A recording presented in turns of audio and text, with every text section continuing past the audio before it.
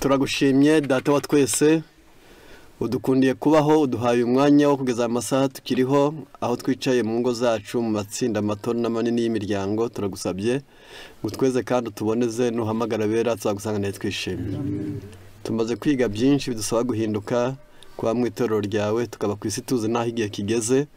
Turagusabye ngo n'uyu mwanya twinjiyemo kumenya neza ubuzima bwacu nabwo tubere ku mwungeri mwiza wabwo. Tubishimira izina ryawe tubyambaje mu izina rya Yesu. Ko ndagira ngo umuyobozi wa gahunda yakunze kubabwira kenshi ko ikigo giheruka ari ikiriho n'amagara y'abantu, nabyo ni ihame byo twizera.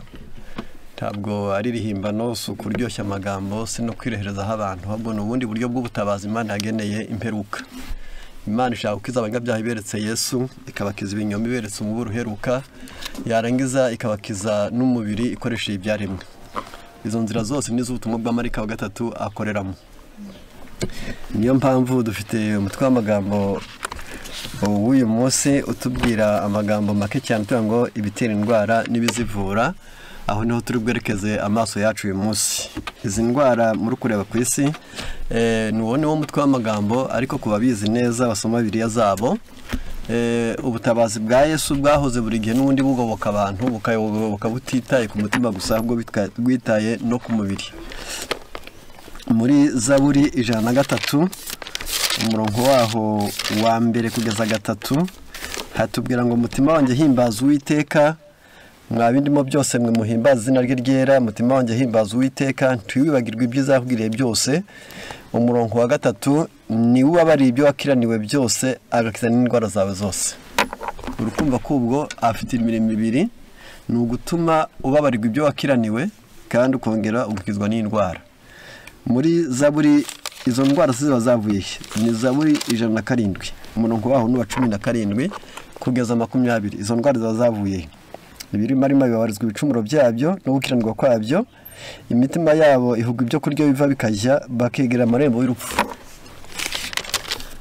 Niba Paul akomeje agira ati bakegera amarembo y'urupfu. Umurongo wa 19 maze bagatakira Uwiteka bari mu byago, akabakiza imibabaro yabo, akohereza ijambo rye, akabakiza indwara, akabakiza kwinjira mu mva zabo.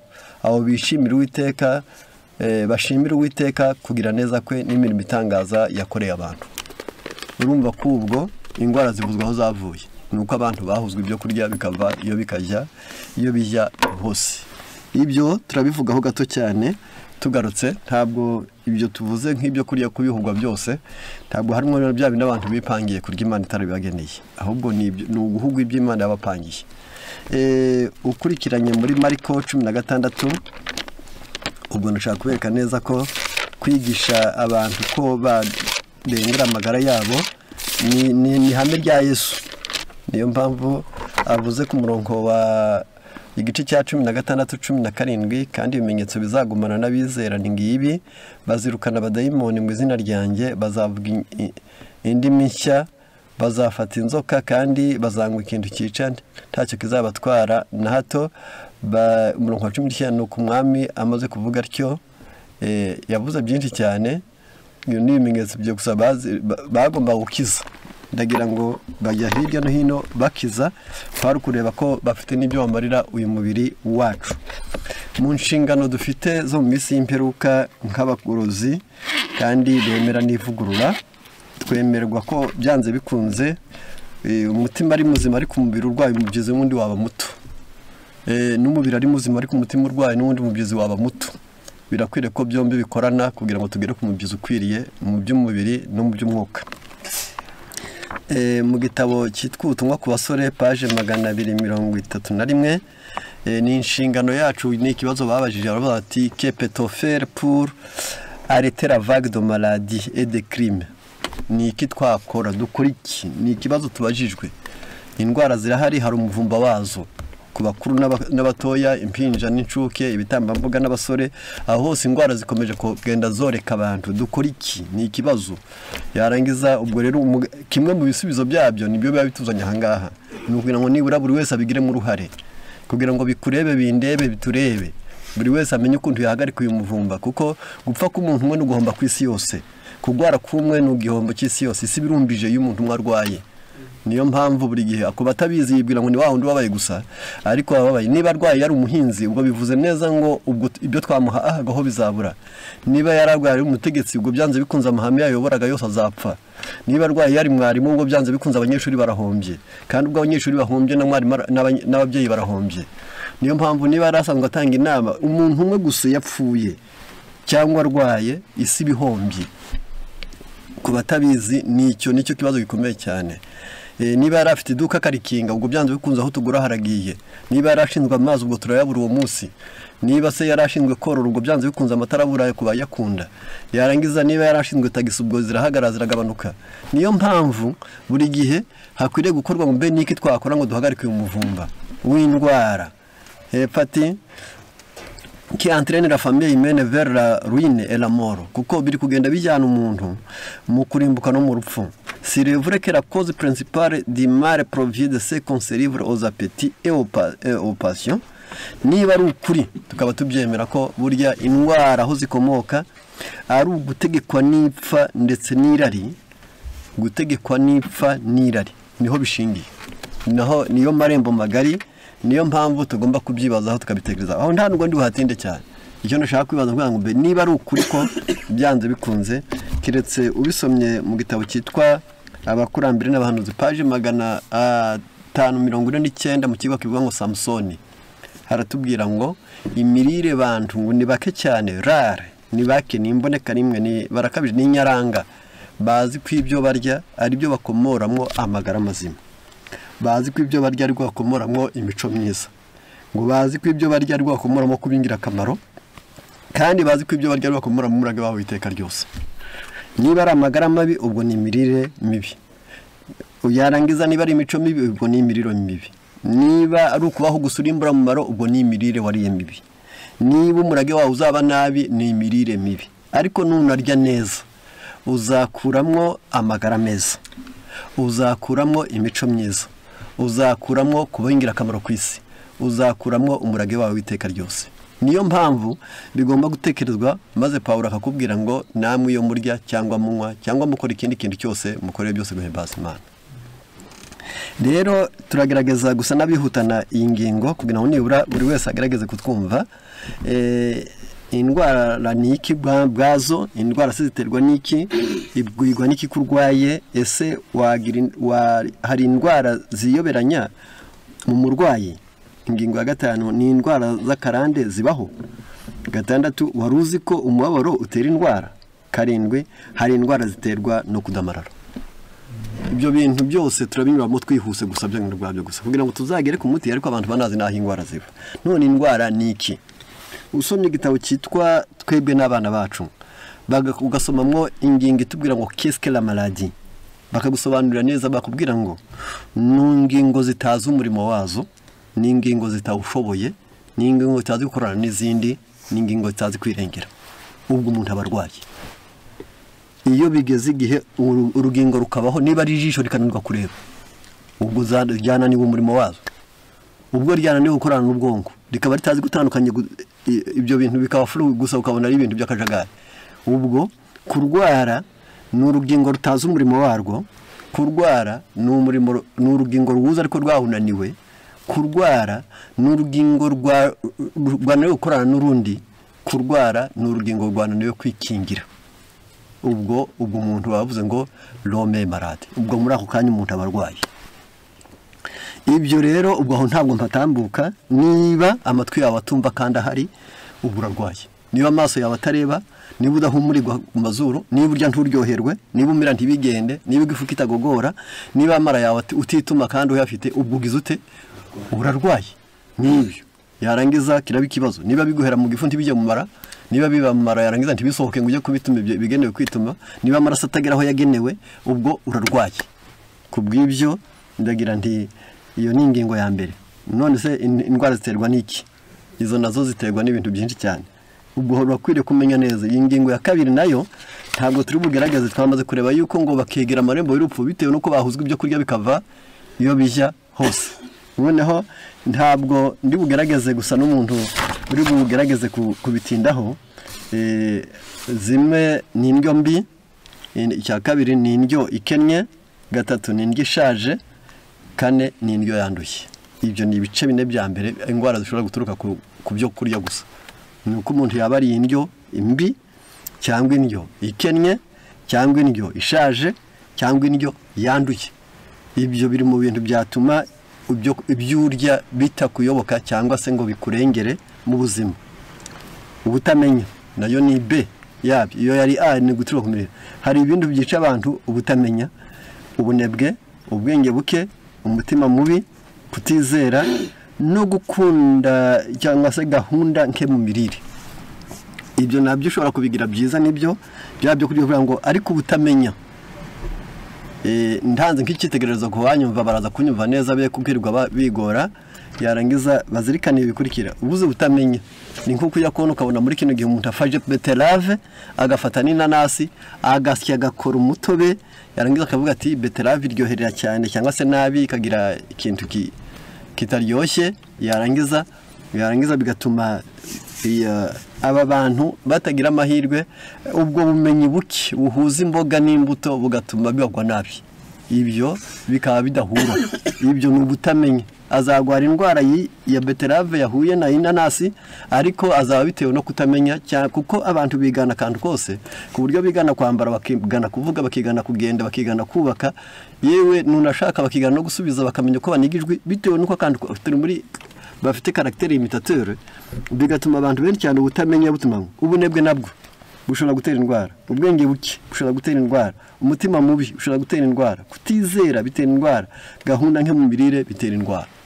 Ubwo byanze bikunze kugira ngo uzashobore guhangana na biriya bintu byose birakwiriye kubimenya ngo nibura buri wese agerageze gukurikirana neza. Noneho wabwirwa n'iki kurwaye rero ndagira ngo ni igihe cyose twamaze kwireba haruguru. Niba umubiri wawe unanirwa ingingo zawo umurimo wawe wose bikakunanira ubwo urarwaye. Ese hari indwara ziyoberanya mu murwayi? Yego. Hari indwara nko gukena kw'imisemburo ntabwo umuntu yatonekara. Ashobora kugibara aho ngaho gusa. Wenda nko mu gitabo kitwa Hygiène physiologique umuntu umwe yaranditse avukora ibintu bikomeye cyane ari gusobanura ibyo birebana n'imvura. Aravuga ngo le manque d'hormones engendre l'esprit infantile. Ngo ibura ry'imisemburo rijya ribyara guhora umuntu ameze nk'umwana. Ubwo rero kubw'ibyo wumve ko niba utashobora kubara, utashobora gushyira kuri gahunda, ibintu byawe bipfuye ubona nta kibazo, byajya imbere ukabona nta nyungu, ibintu byose ukabura nk'umwana. Ubwo aba ari imisemburo yabuze, ariko ntaho wavuga ngo umutwe urandiye, ijisho ndiri kureba, ndi gutonekara, natumbye. Ariko ubwo hari indwara zimwe zigenderaho yarangiza. Hariho n'izindi umuntu ushobora ibimba mu mutwe ukabona kujya ureba rimwe rimwe nturebe, ariko yarangiza ukabona umuntu mu kanya arapfuye cyangwa abaye paralize bitewe n'uko indwara yigendanye ntabimenye. Noneho ku ngingo gatanu ni indwara z'akarande zibaho. Yego, mu birebana n'imiterere yacu dufite ihererekanyamurage, tukagira indemano, tukagira imirire y'abatubyaye n'iyacu bwite, tukagira n'uburezi twahawe, tukagira n'akarere twavutsemo. Yarangiza ibyo byose bishobora kuba intandaro y'indwara zacu. Ibyo bigatuma abantu benshi cyane bashobora kuba bafite ikibazo. Indwara z'akarande ugasanga iwanyu mwagwaraga rubaga impande, abandi wabo barwara kansere, abandi wabo barwara umutima. Ugasanga izo ndwara z'akarande zikunze kuhaba, ugasanga buri wese asa n'uwanduriza iwabo ku buryo ababizi bazivura batarazirwara, bitewe no kumenya neza ko nyirakuru, isekuru, ise, nyina wabo, nyirasenge bari bazifite. Arafite ko yirengera hakiri kare akitabara. Noneho waruzi ko umubabaro utera indwara. Bibiliya iti umutima unezerewe n'umutima mwiza, ariko umutima wabaye utera konda. Mu gitabo cyitwa Intekerezo, Imico n'Ubumuntu hakubwira neza ingingo zikomeye. Bakakubwira ngo byanze bikunze iyo umuntu ababaye amaraso agenda buhoro. Ngo yababara umwijima ugakora nabi, yababara indyo igogora rikagenda nabi, ngo yababara umutima ugatera nabi kandi amaraso ntagera aho yagenewe. Ibyo ni ibikwereka neza ko nubwo waba wibwira ko impamvu zikubaza zawe zifite ishingiro, uzazangire. Kuko ntabwo kuba watutswe, kuba wanzwe byatuma nawe wiyicira. Uwakwiciye yishe umwe nawe ukica undi, mwembi mwamuri abicanye. Niyo mpamvu ari ngombwa kubitekerezaho neza. Hari indwara ziterwa no kudamarara. Ibyo babibajije Bibiliya yabikubwira neza, kuko mu gice cya mbere cy'imigani umurongo wa 32 hatubwiramo amagambo akurikira indwara zishobora guterwa n'ikindi kintu yarangiza katwumve uko Bibiliya ibivuga haranditse agira ati ubuhemu bw'abaswa buzabicisha kandi kugubwa neza kw'abapfu kuzabarimbura.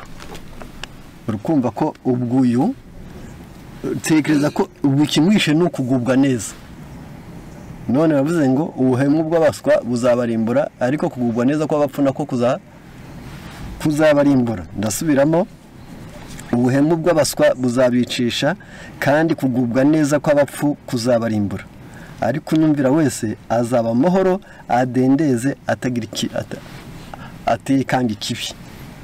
Aha mwumve ko ubwo no kugubwa neza kwatuma umuntu adakora, kwatuma umuntu atihuta, kwatuma umuntu atikorera, kwatuma umuntu adahinga, kwatuma umuntu atasa, maze imitsi amagufa imihore amarana igogora ryose rikagenda nabi bitewe no ko umuntu yicara avuga ati igisubizo kirahari nta kibazo mfite.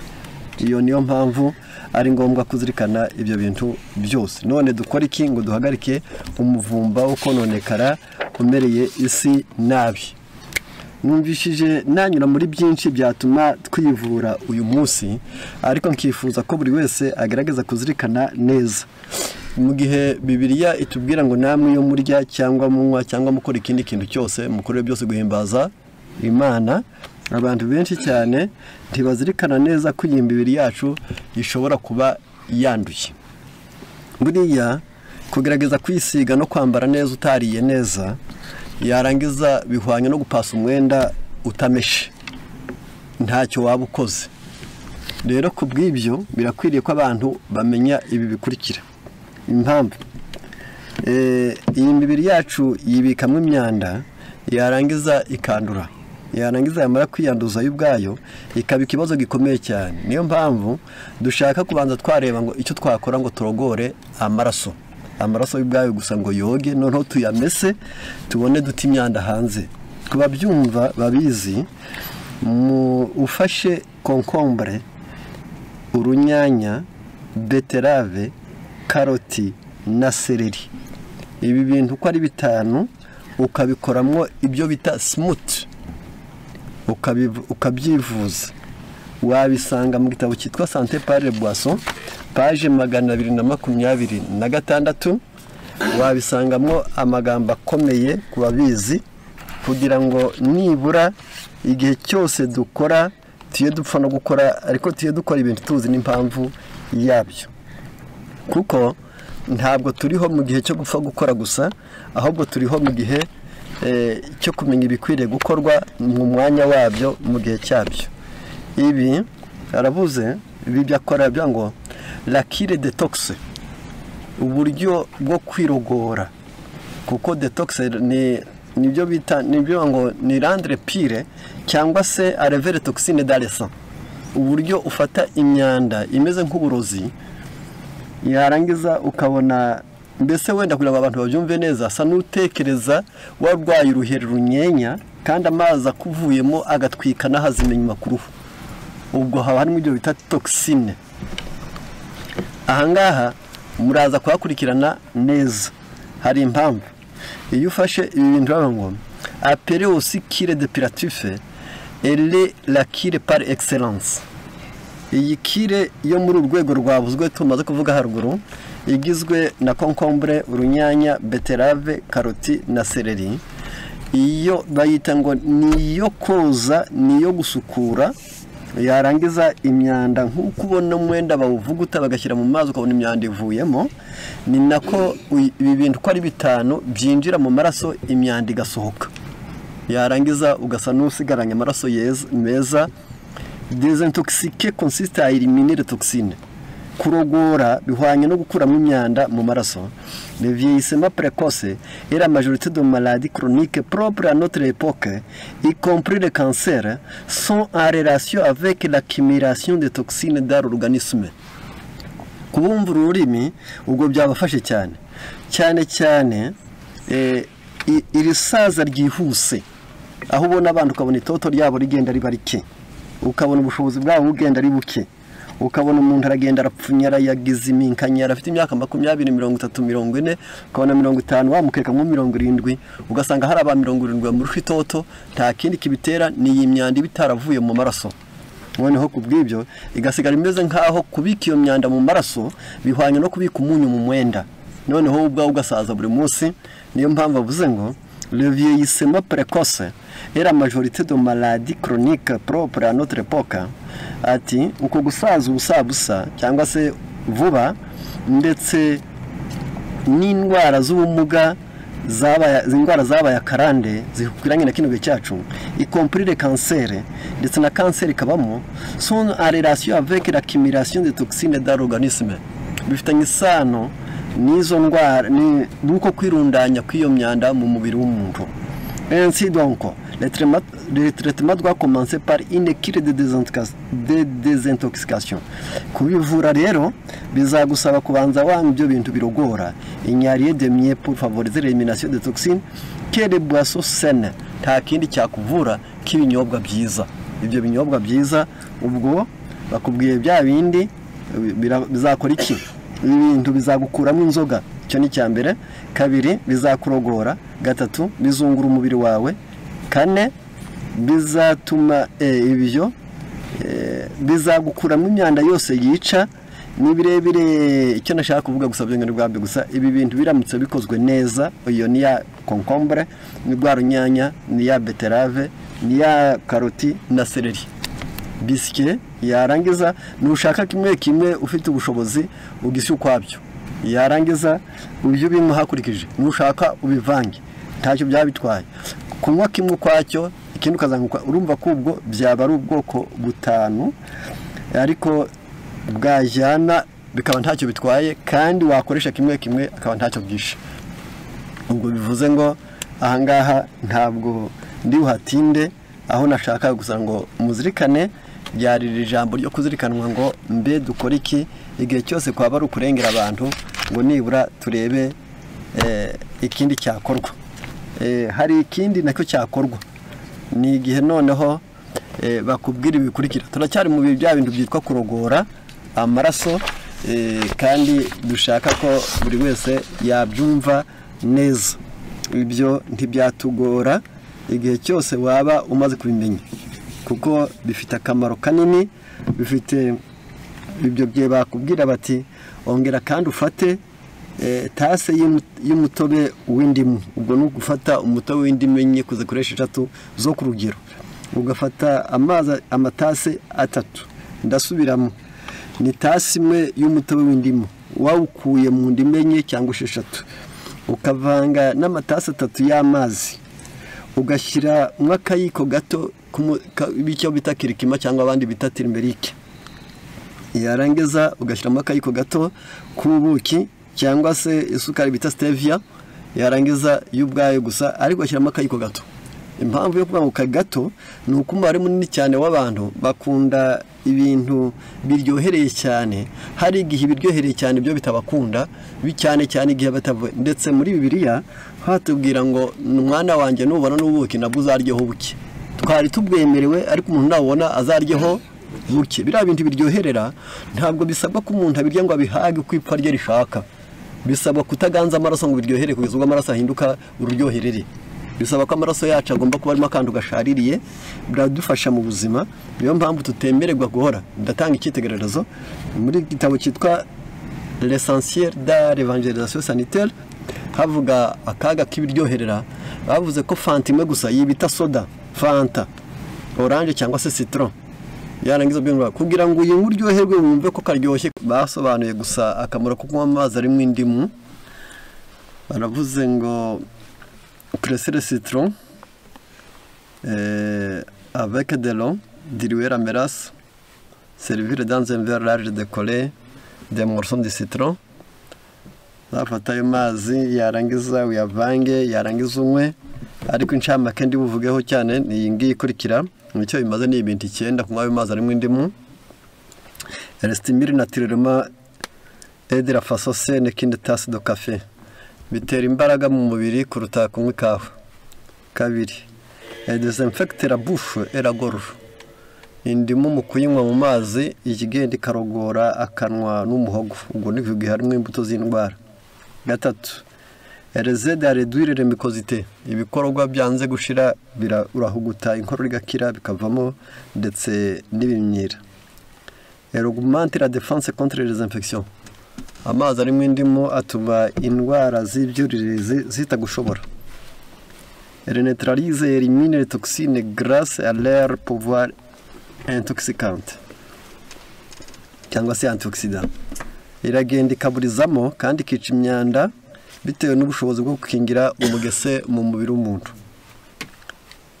Gatanu, haravuze ngo erikanize le sang, amaraso yasharashariye arongera noneho akavamo ubusharire cyangwa se yararozwe.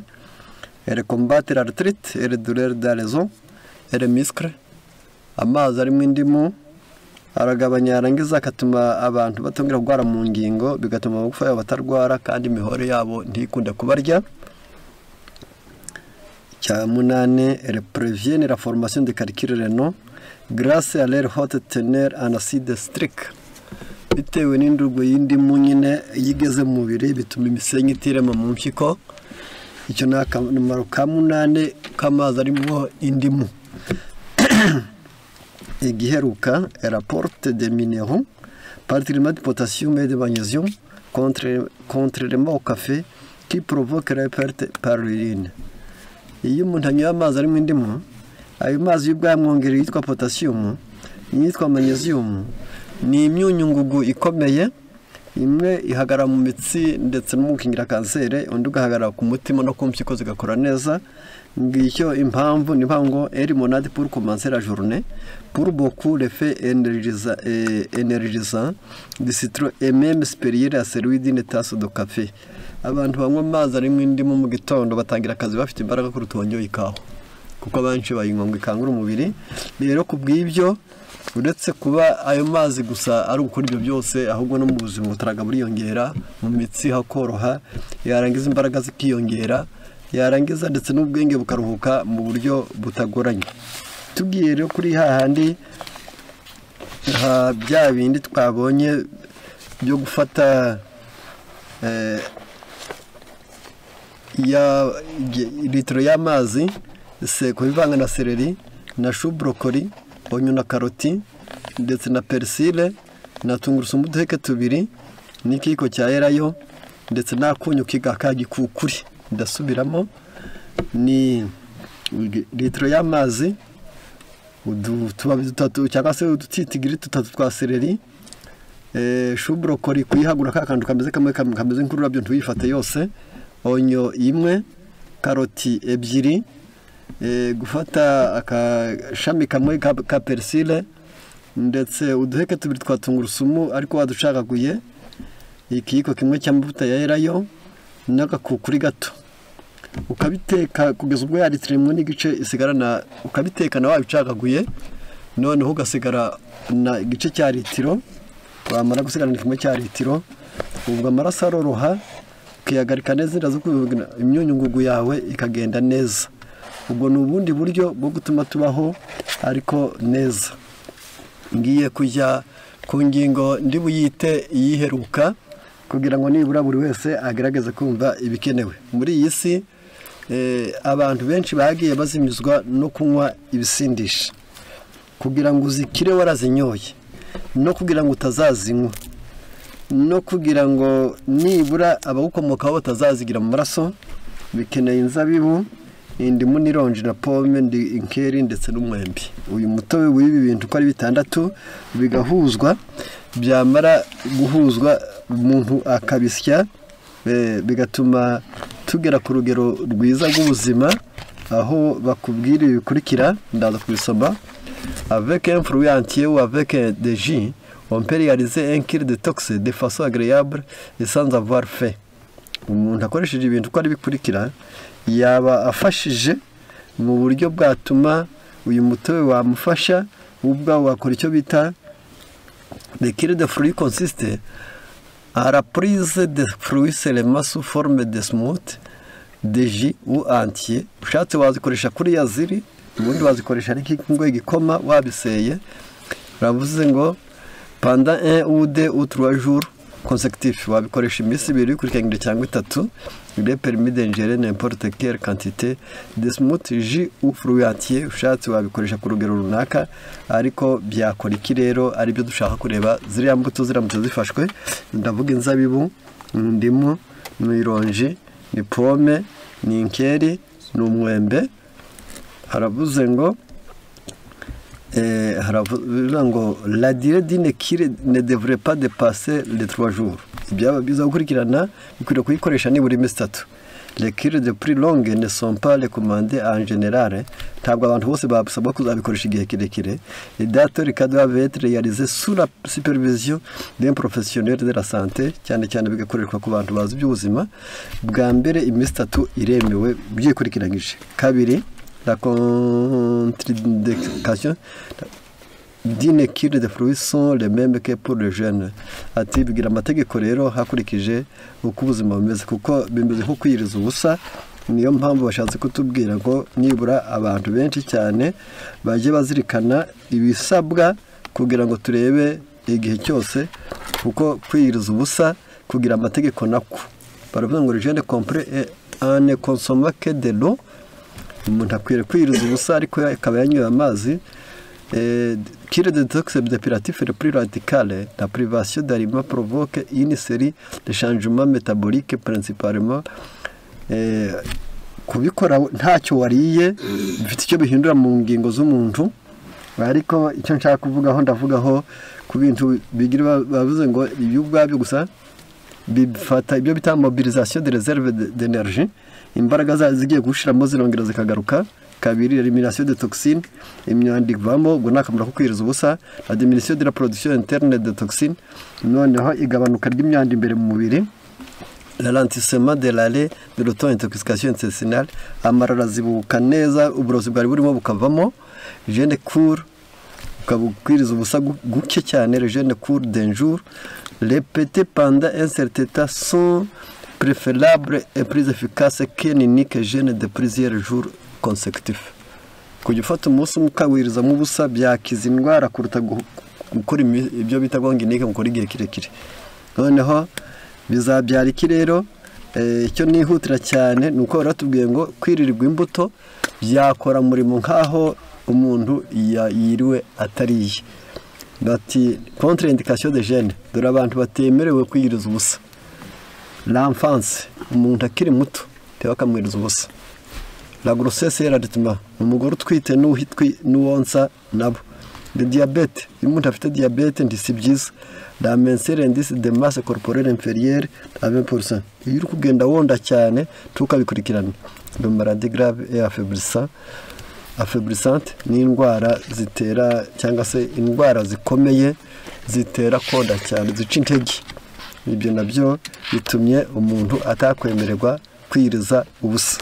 Ndagira nti ku ngingo ngufi cyane nashatse ko buri wese yagerageza kumva kandi akanumva neza.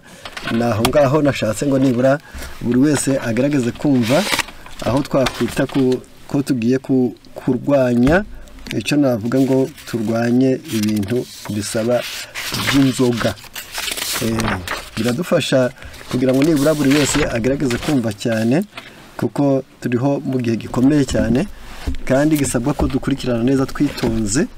Mu gitabo cyitwa twebwe n'abana bacu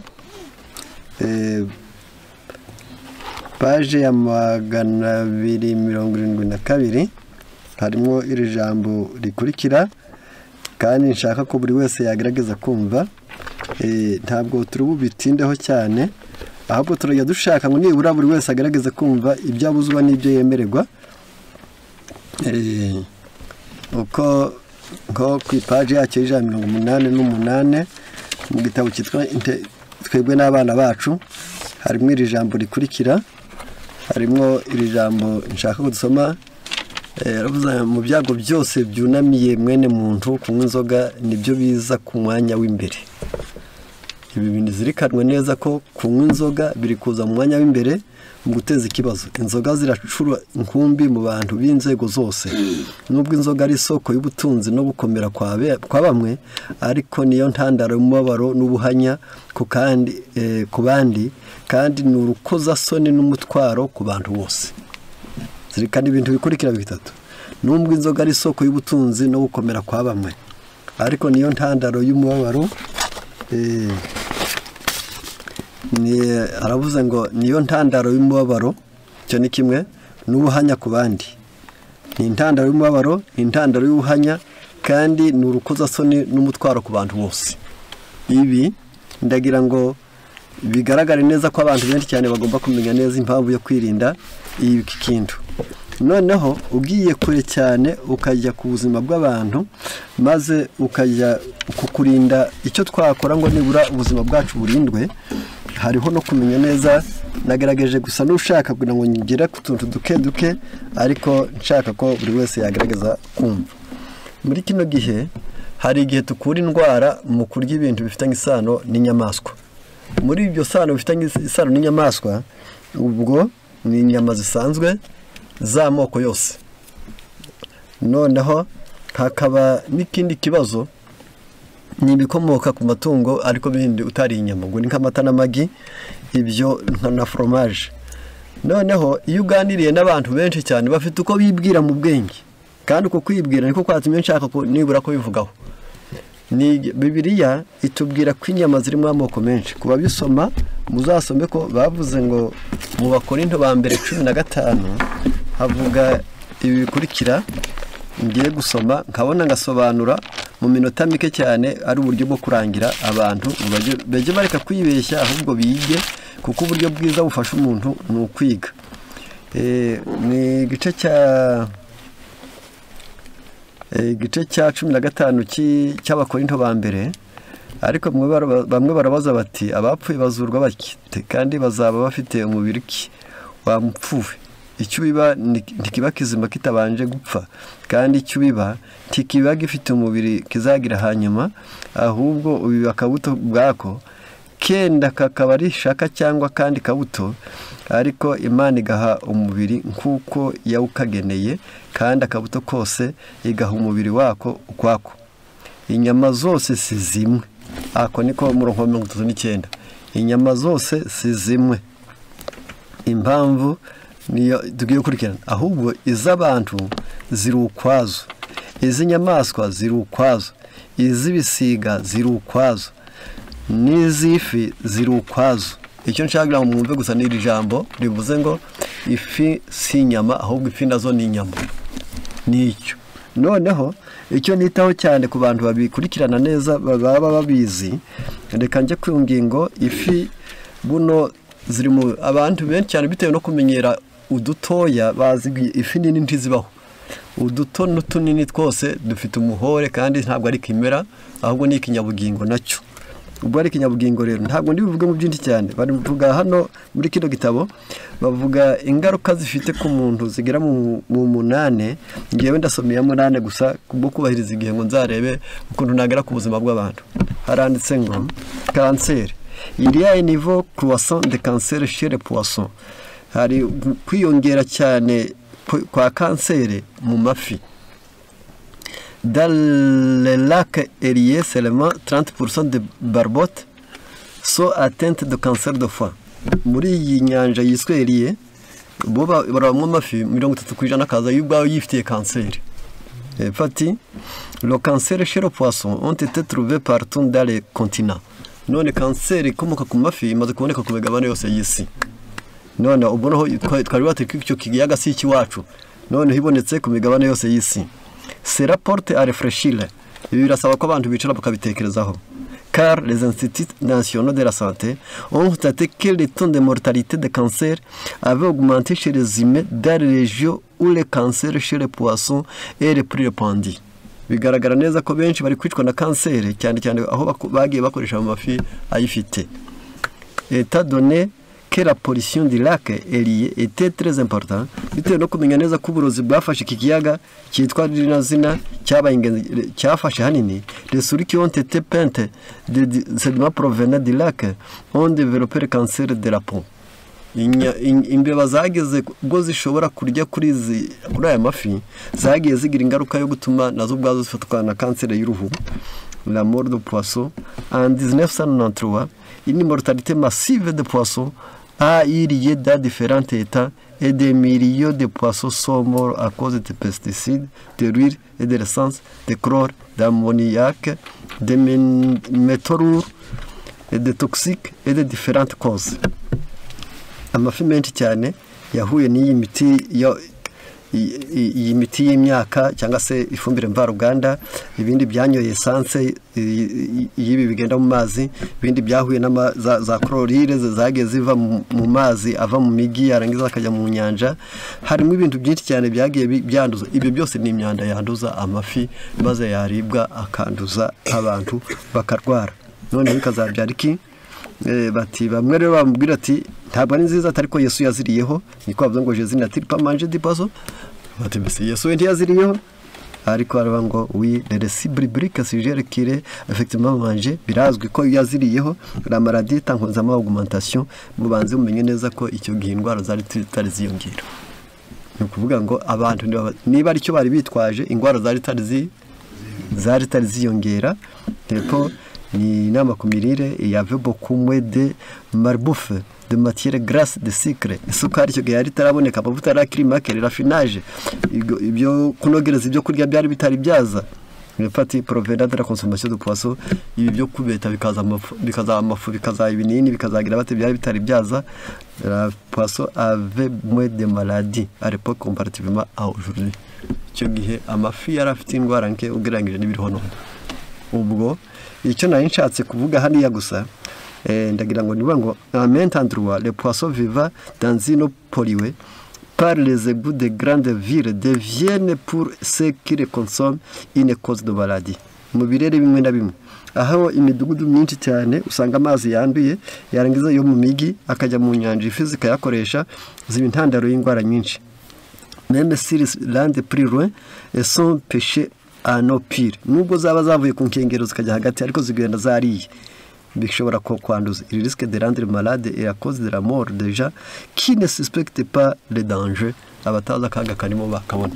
Rero ntabwo nari ngendereye cyane kuyiyo hasi cyane, ahubwo nashaka kwereka abantu ko byanze bikunze aho dukomora indwara ni henshi, n'ahandi tutakekaga naho zitabaga zaraje.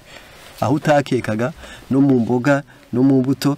Ahubwo ibyiza by'ibyo bimera nuko byo bifite ubushobozi bwo kumenya kwitesha akaga, kandi ubiriye akabikorera. Ibimera nicyo cyiza cyane, bishobora kwandura ariko wabirya bikaba bifite bwa bushobozi bwo kwirwanaho.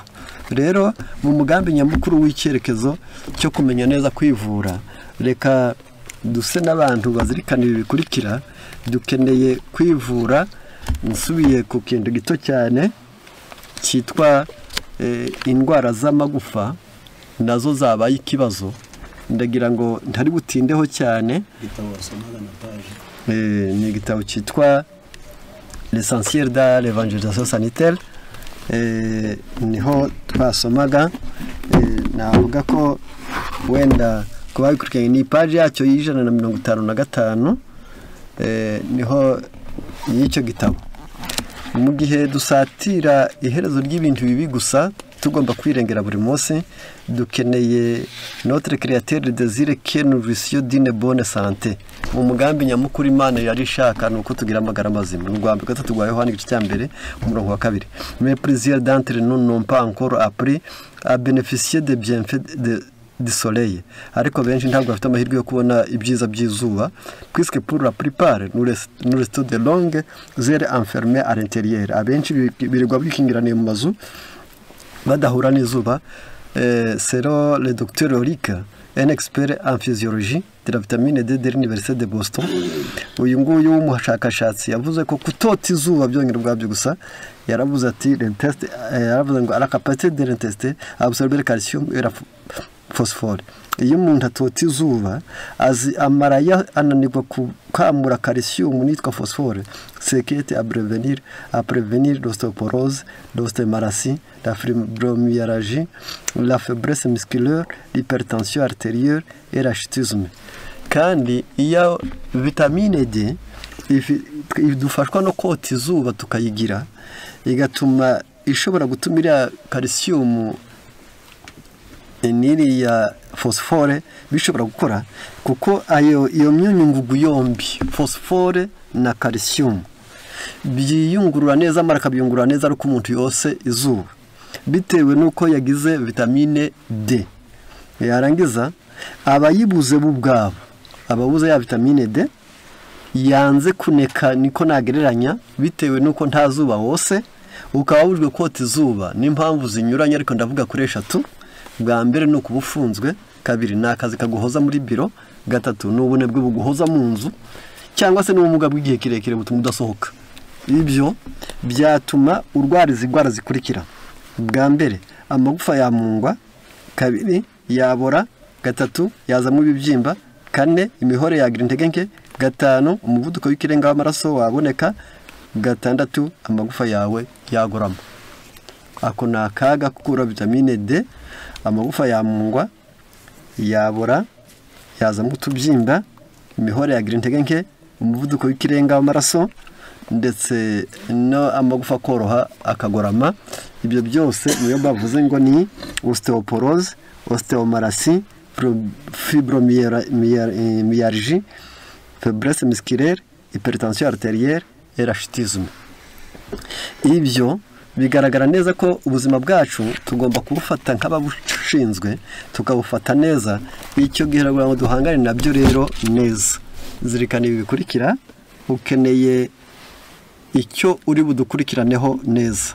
Ukeneye fata ifu y'amasaka n'iy'uburo, fata amazi akwiranye n'ibyo ubushigishanye, ngaho fata akayiko gato ka kirikima cyangwa turmeric, abari gushyira muri ya mazi amazi atogote, ukoremwo cya gikoma cya ya masaka na bwa buro, nujya kunywa ushyiremwo iyo bita coconut. Yarangiza ibi binyobwa nibura kane mu cyumweru kabikora igihe kirekire, biri mu bintu uyote izuba, ariko nibyo wabikoresheje. Igihe indwara z'amagufa zikomeje kwiyongera ku bato n'abakuze, ubwo nibwo buryo bw'umuryango bwo kwikingira ngo abantu be kugwara amagufa. Babikoresha kane mu cyumweru, babikoresha ukwezi, banarenza byahinduka akamenyero, kuko ako niko kamaro ko kumenya kwikingira ngo nibura ubuzima bwacu bumererwe neza. Rero reka ubwenge bwacu bujye bumenya kwishyirira ku murongo, natwe ubwacu tumenye icyo twakora ngo nibura ubuzima bwacu bugubwe neza, kuko hatabayeho kwita ku buzima bwacu bwadupfana tureba, kandi bikazadusaba igihombo kinini tutashobora gutesha twebwe bwacu. Bizagusaba muri ubu buzima bukurikira kugira ngo nibura, yaravuze ngo aider à construire une relation confiance avec Dieu. Hirya y'ibyo byose yugira no kubaka isano yo kwiringira Imana. Icyo ni kimwe. Croire que Dieu existe, banza wemere ko Imana ibaho. B, parler avec Dieu, usenga uvugana n'Imana. Gatatu, étudier la parole de Dieu, wiga ijambo ry'Imana. Kane, apprendre à connaître Dieu, wige kumenya Imana, uyisobanukirwe neza uryo uryame ubwende, ariko uzi ko Imana ibaho, ko ari nayo itumye ubaho. Comprendre son amour, faire confiance à son amour. Yusobanukirwe urukundo rw'Imana kandi urwiringire. Confesser, se repentir, changer. Niba ushaka guhinduka, yawatura ibyaha byawe imbere y'Imana, ntabwo wabikoze ireba, irakubitse, irakubikiye, nta mpamvu yo gusa n'utinya kuyibwira, kuko n'ubundi ikwihanganira idashaka kwagira n'umurimbuka. Fati accepter Christ, se soumettre, uganduka maze wemere Yesu nk'umukiza wawe, igiheruka demere donc kurubatire, kugira ngo uburiho nugukomeza gukura mu by'umwuka. Ni kuvuga ngo zirikana neza ko ubuzima bwawe burinde, ubuzima bwawe bwizere, ubuzima bwawe bwiringire, ubuzima bwawe bwumvire, ube uw'Imana mu mutima no mu mubiri, kugira ngo nibura inama z'Imana zose zigufashe, kandi uziyoboke, kandi zikurinde, kandi zikuragire, kandi we mwisuru w'Imana nawe waringira ubuzima bwawe. Rero Imana ibidushoboze mu izina rya Yesu.